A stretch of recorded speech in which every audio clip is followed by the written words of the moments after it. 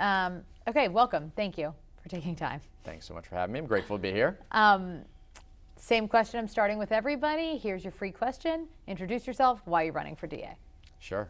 Craig MacLellan, and I'm running for DA. It's quite simple. I'm running for DA to provide a better service to the public. I just don't think that we've seen great government, great public service out of that office lately. There's some. Like, I don't want to perpetuate the myth that everything out of the Norfolk DA's office is bad. I don't believe that. But there's no such thing as perfect public service, perfect public office. There's always room for improvement. We should always be striving to figure out ways to deliver a better service to the public. And that's why I'm running, because I think there's objectively room for growth in that office in a lot of different ways.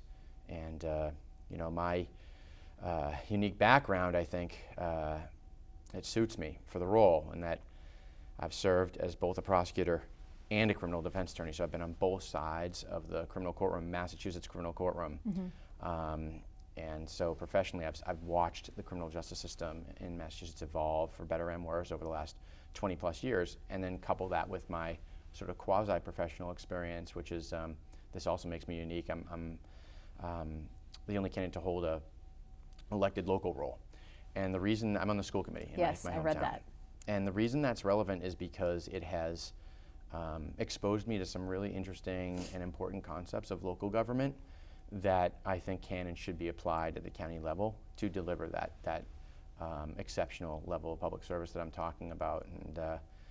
And what I mean there, when I say interesting and important elements of public service of local government, is that local government in Massachusetts, most Massachusetts towns, right, is committee-based. So anytime you have any sort of impactful policy shift or discussion or decision, there's more than one head in the game, right? It's not just one person that's elected making executive decisions. Maybe sometimes people would collaborate with others, but they don't have to. If you're on a board, you have to, right? You have to have a discussion, you have to have, and I love that, because that constructive discourse is what yields the best sort of solutions to problems. And there's also a high level of accountability in local government. You run into people at the transfer station, at the grocery store, on the kids' soccer fields, and people can say, hey, why did you guys do that? I saw that you made this decision. What was the basis for that? What was the thinking there? Why did you do that? I have concerns about this. That's direct accountability, and that's something we don't have enough in government, even at the county level, that I think that's sort of what I'd like to bring to the DA's office now, especially now when we have a lot of trust to rebuild with the public that office serves, and I think that's the pathway to doing that. Was there a catalyst for you that made you say, like, oh, this is the reason, or this is the moment that I know it's the right time? So my interest in public service stems from an experience that I had in high school. I had I'm from a South Shore, small South Shore town, and I ended up going to a private all-boys school up in Boston. And it was a pretty big shift for me. Had some difficulty there, definitely had some challenges fitting in. And one of my social studies teachers, who I actually still talk to this day, and who actually was the officiant for my wedding, he asked me if I had ever considered joining Model United Nations, which is an extracurricular activity that sort of exposes kids to global politics and service, and global politics. And I hadn't, and I joined it, and I met people that were like-minded, and I realized that I had an affinity for public service and public speaking and trying to contribute to the community that I occupy. And from there, I ran for student government positions in college and won some, lost some. In law school, same thing. And I really cherish having, a responsibility to others where I can contribute and improve a community. And so I went after law school and took a job as a prosecutor, which is a public role in Suffolk County. And had another state role after that, and then I had started having kids, so the money became an issue. So for a little while, took a job at a law firm, did not love that, so ended up opening my own practice. But that's sort of like, to get back to the question, like, was there a catalyst? I've always wanted to do this. Like, I've always wanted to serve in a public role, and But did you know that Norfolk District Attorney would be the role you were going for? No, not at all. I mean, Okay. my work is largely, not entirely, but largely in the criminal justice arena Right. in Massachusetts. So, and I live in Norfolk County, and so I was watching, and I can absolutely identify, like everyone else can, when there's poor public service coming from a public office, and someone that is inclined to get involved in something like that. I thought it was, it was probably the right time to step up. That's why, I didn't immediately announce my candidacy. I was exploring for at least I think 6 or 7 months before I kicked off my campaign. And that was to be deliberate about it. See, is this the right role for me? Is my messaging compatible with everyone? And is there an appetite for a candidate like me? And it seemed like there was. So that's what did it. There was never some long-term goal of being Norfolk DA or any specific role, right? I don't have some dream of being governor or U.S. Attorney General or something like that, right? I see a public role that I think I can bring a lot of value to, so I'm running for it. Okay.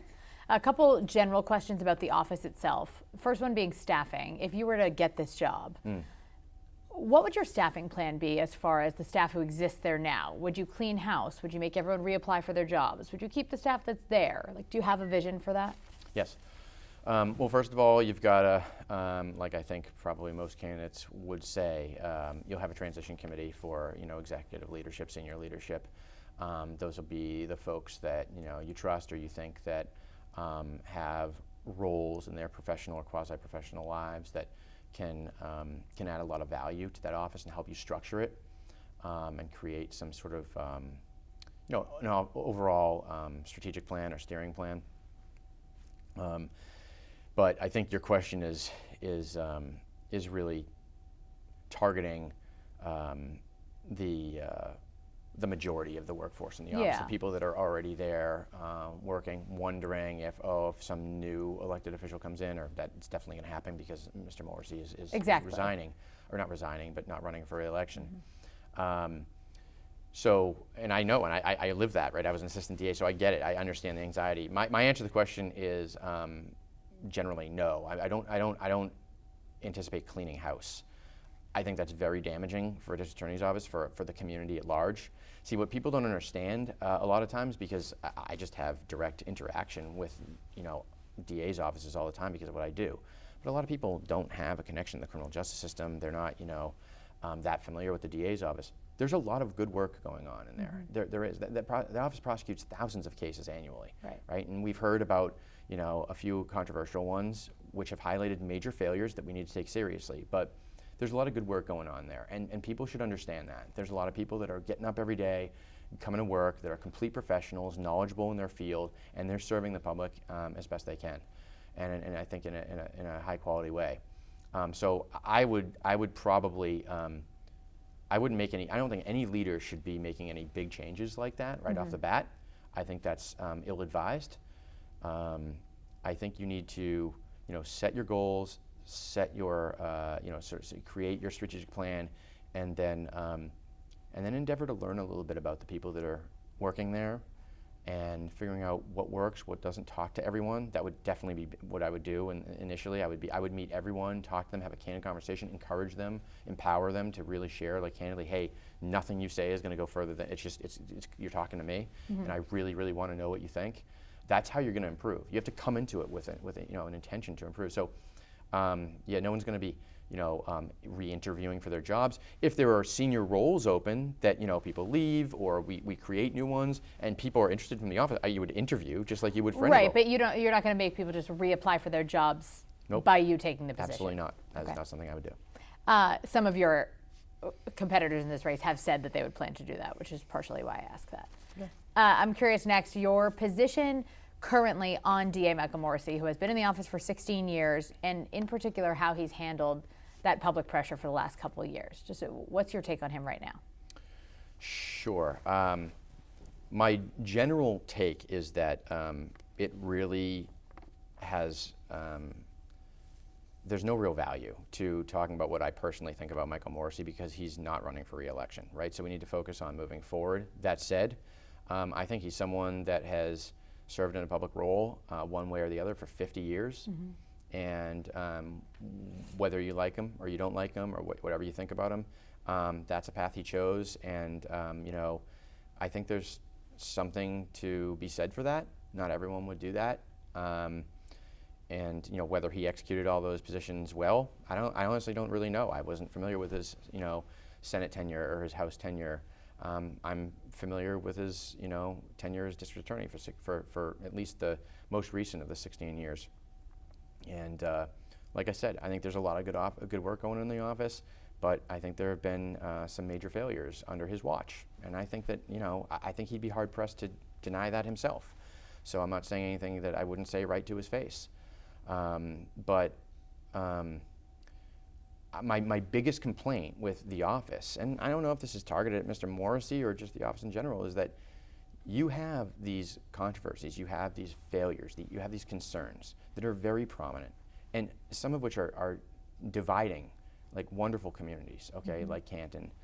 And the DA is nowhere to be seen, and that the problem is like, I have a problem with that because that's not leadership. You can't just be present in times of controversy. You have to embrace it. You have to allow people to share their concerns and even vent and be angry with you and be frustrated with you, because that's how you learn, and that's how you also inspire some confidence. Hey, look, I'm not happy with what he did, but he was here. And I was able to talk to him about that and tell him what I thought about that. Questions or yeah. That's how we're going to improve, Kristina. That's how you improve. You have to do that. You can't run and hide. You can't be invisible. That's going to make things worse. And I think, just generally speaking, that's my biggest criticism, is the invisibility of the current district attorney. I just don't think he's out in the community enough. And that's something that, visibility, it's not just in times of controversy, it's always, right? Because that builds awareness about what I think is an otherwise fairly obscure but impactful public office. A lot of people don't know what the DA's office does or should be doing, or even who the DA is. I bet you before these controversies, like 1 out of 10 people could tell you the name of the district attorney. Right, it's not a super popular political position, for lack of a better term. That's right, it's not, and it should be. People should have agency in their public safety programming in their community. And then when controversies happen, people will be confident that, well, I know the DA is going to be coming here, and I'm going to be able to talk to them, and that's just good leadership, and that's exactly the brand of leadership I want to bring. That's, I think, is lacking. That's a major sort of missing piece of the puzzle, in my opinion. Okay. You mentioned the controversies. We need to go through a few cases, some of which are past, some of which are future. I just want to ask you about a couple of these. So, Karen Reed, 2 trials, probably the biggest, public controversy that office has endured in the last couple of years. I'm giving everybody this question. If you had been the DA in January of 2022 when Officer O'Keefe's body was found on Brian Albert's front lawn in Canton, would you have tried to charge Karen Reed, and with what? So, when people ask me about my position, everyone does, right? Because you're running for the office that was, it's part of the reason the field's so crowded, right? Exactly, with controversy, and this is like a major, as you just suggested, it's the major reason why there's so much controversy around this office. What I say is, do I have thoughts and opinions? Sure, but I know probably as much as you about the case, right? I wasn't involved. Right. I didn't have special access to, everything that. Juries see 65 to 70% of the entire picture, right? Because for good reason. Some of it's inadmissible, right? But knowing what you know, knowing what I know, it seems like the DA's office felt they had a good faith basis for for bringing charges against Ms. Reed, and that's the number one question: is there a good faith basis to do so? Do we think that the evidence points to this individual or a group of individuals' culpability? And if so, then it's your duty to prosecute. I think sort of more critical, complex questions come in terms of, okay, what does that look like exactly? What charges are we talking about here? I certainly would have charged it differently. I don't see that as being a murder case. But again, I wasn't intimately involved in the discussions. But knowing what I know, I don't see that. I see that as being charged as a motor vehicle homicide tried in front of a jury of 6 in district court. That's what I see it as, and that's not to say, oh, it's not important, so it needs to be prosecuted in district court. It's to say that that's how those cases are prosecuted. That's the level they're prosecuted at, and then there's the issue of the retrial. That's also a complexity. When I was a prosecutor, you have to make decisions. when you have, it happens, there are mistrials. Right. Jury's hung. Like what, now it goes from, do I have a good faith basis to prosecute? Well, the answer should still be yes, because there was always a good faith basis to prosecute if you're prosecuting, unless some exculpatory evidence came up during the trial that would change that calculus. But now you're asking yourself, okay, does a second trial, is that in the best interest of the community at large? Is it in the best interest of the family members of the deceased, if it's involving a death, or if it's a crime involving violent crime where someone's still living? Is it in the best interest of the victim to relive this? And do we think we have a substantial likelihood of success? You have to answer those questions. If the answer to any one of those questions is no, you should really think critically about whether you proceed with a second prosecution. And just the context for our viewers is that the decision to retry, or at least the public announcement of a retrial, came within hours of the mistrial happening. So I'm not sure how much time there was for that analysis to necessarily take place. I don't know what analysis they did or did not engage in. What I'm telling you is that that decision would not have been made that quickly if I was in that role. And I think that there was a very low likelihood of success in that second trial. I thought best case scenario for the prosecution was a mistrial. I thought really the only two issues, at that point there had been so much attention on it, it was going to be so difficult, I think, for them to secure a conviction at that point. So you need to have a candid discussion with the family and see, like, where you come out on that. So I think that was a really important element of that controversy that I think is often sort of overlooked. And then the decision to retry. To retry, and then on top of that, one of the most problematic things I've seen in this office is the allocation of public funds to private counsel to prosecute a case that they have. Hiring a special prosecutor is what you're talking about. Yes. Hiring Hank Brennan to try that. And not Hank Brennan, a private attorney. It can be anyone. anyone. Right, could be anyone. Hank Brennan is a qualified attorney. I'm not talking about I'm talking about the decision to spend all that money on a private attorney to prosecute a case when you have an office full of salaried assistant DAs who are trained to do this job. And there may have been arguments in favor of doing it, like people think that there's not objectivity, so we're trying to create, bring in an outside. And I think it's just that was a poor allocation of public money. I think that added fuel to the flames of distrust amongst the public. I think it was poorly advised. Okay. Moving on to some fallout from that trial, Michael Proctor, since fired state trooper. The next district attorney in Norfolk County is going to have to continue to deal with the fallout from many cases he was involved in, including Brian Walsh was convicted recently. The Miles King case is ongoing. His attorney's trying to get that case dismissed. Do you have a plan? What would you do if you're in that office as far as cases Proctor has touched go? So taking Michael Proctor out of it, and I will get back to that because I know that's the subject of the question, but I will have a conviction integrity unit that requires an assistant DA, an appeals DA that was not involved in the prosecution case. Any time there's a conviction where someone has been incarcerated, it's going to be reviewed to make sure, hey, like as though they are defense attorneys trying to poke holes in it to make sure that it's after secure. The fact. Yes, it's extremely important to me that no one is incarcerated if they're not responsible for what they've been prosecuted for. Sometimes that happens, these miscarriages of justice, right? So it's important that we have, convictions with integrity. So even taking Michael Proctor's situation, which is an extreme example, I will always do that. It's that important to me, and I think to the community at large, to make sure that there's integrity in every sort of single conviction. Now, when you're talking about Michael Proctor, defense attorneys are making these arguments with really good reason. I mean, there's been bias demonstrated here in, lead investigator in these crimes, major crimes. And more biased text messages being revealed, I mean, as recently as last week. It just shows that,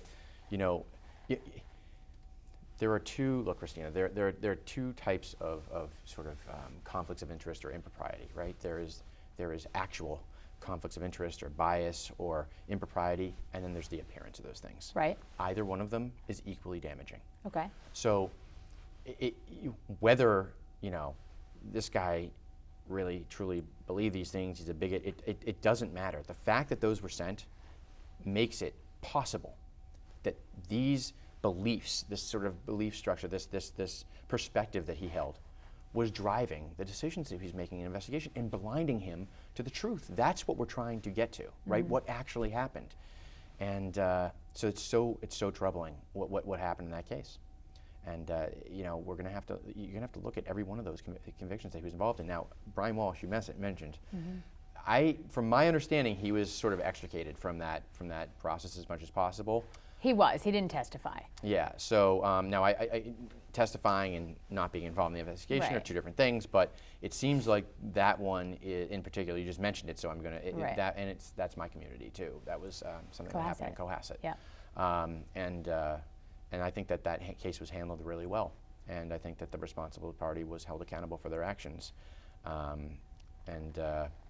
But if he was involved and if he played any major role, I mean, you have to look at that and see what his role was. It's going to have to be taken seriously for sure. Those are troubling. That's a troubling situation.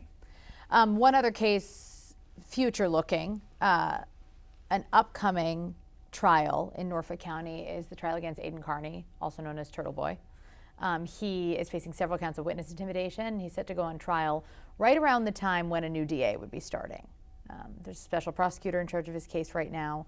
Do you have any plans on any steps, what you would do with that case?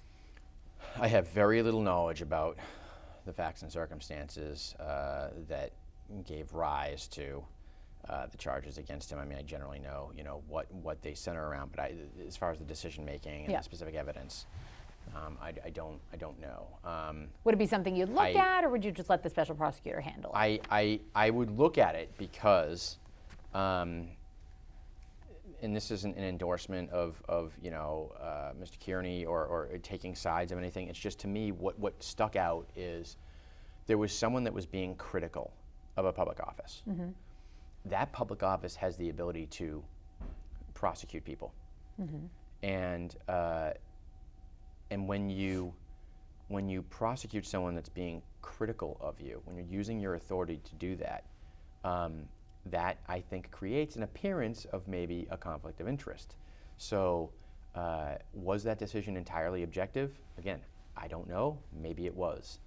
But as a citizen, as a resident, I'm looking at that and saying, well, here's someone that was poking holes in a case that probably should have had some holes poked in it because of a variety of factors, problems with the investigation, charging decisions, issues with, public spending on private counsel, like other things I mentioned. Bringing legitimate questions to air, which is healthy for good government. And that office chose to prosecute him for it. So we need to make sure that that decision wasn't made in an effort to protect itself, because that office doesn't belong to any one individual. It belongs to the public, and it needs to function in a completely objective manner with integrity. So I would review the decision surrounding that. I'm not going to say that, oh yeah, that case is out. I don't know enough about it yet, but I think it needs to be reviewed because people need to have faith that the decision was made in good faith. Okay. More big picture question. Who do you think is your biggest competition in this particular race, and why? That's a great question. I love that. First of all, I'll start by saying there are a lot of good candidates, good people in the race. Emphasis on a lot. There are a lot of people in the race. There are a lot. Yeah, there are a lot. There's 7 of us in the primary, and then there's another individual running as an independent. I've actually loved getting to know everyone. I think there's enough vitriol and spite and division in the world right now, especially in politics. And I've certainly tried to conduct myself in a way that tries to lift everyone up and brings a positive perspective. And so there are a few, like Macy Lee and I were former colleagues from the same office. We know each other. I was telling you earlier, Jim Barakat and I work in the same courthouse right now. We were fast friends. I really respect him. It's been great to get to know Greg Connor, Adam, everyone, right? That said, and everyone has strengths and unique ideas. That said, I always say I'm not running against anyone. I'm running for this office. So all I ever focus on is just keeping my head down and trying to keep in line with my voice and my beliefs and what I think is right and the right message for the community and the right brand of leadership that people, I think, will appreciate and will be well served by. But I sort of just let everyone else do their thing and take their approach. But I don't. You don't mentally have someone who's like, this is the man or woman to beat. Nope. No. I think it's Really? anyone's race. I think there's 7 people in it, and I think that's a crowded field. It's going to divide the vote, and I think that it's anyone's race. It really is. It's anyone's race. Okay, 63 days away from the time we're talking right now. So, here's the game I've played with everyone. Oh. This is our last question. You get 30 seconds to make your final elevator pitch, all right, for the office. In 3, 2, 1. I think that the best indication of how I will serve is how I have served. I have served in a public role in my hometown for several years, and you know, my public school system was embroiled in controversy when I came in. There was a tragic situation where a middle school teacher was then accused of abusing middle school girls. And we had to shift our approach and empower the public to get involved more of the public schools, give agency, and we did that. Time. Okay. Sorry. That's all right. I have to be fair, 30 seconds to everyone. That's fine. I did read about that on your site, though. Thank you. Sure. I appreciate it. Yeah. We'll turn the cameras off. Okay.